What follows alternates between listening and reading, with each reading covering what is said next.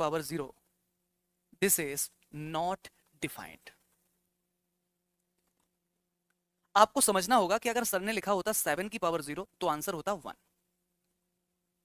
अगर सर ने पूछा होता 0 की पावर 7 तो आंसर होता 0।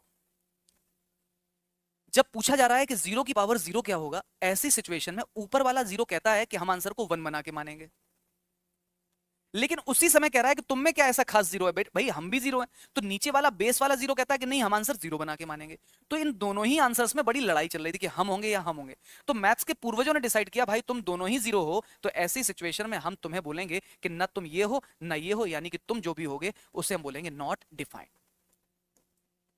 अब कई बार बच्चा जो है ना ये बोल देता है कि सर x की पावर 0 बोलते समय उसके मन में कोई मर्सी नहीं है, उसके मन में दया भाव नहीं है। तब जबकि आपके मन में ये बात होनी चाहिए कि x की पावर अगर 0 लिखा हुआ है, यहां पर x क्या है मुझे बताओगे? Here x is a variable,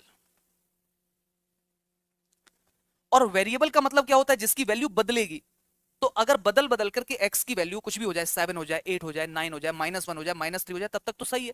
लेकिन जैसे ही कभी x की वैल्यू 0 हो गई तो 0 की पावर 0 क्या बन जाएगा? नॉट। तो जब भी हम कह रहे होते हैं कि x की पावर 0 की बात हो रही है, तो ये हिडन बात है कि x की वैल्यू कभी भी 0 नहीं होनी चाहिए। ये हमें साथ में बोलना पड़ता है, बोलना चाहिए। क्यों? क्योंकि 0 की पावर 0 नॉट डिफाइंड होता है।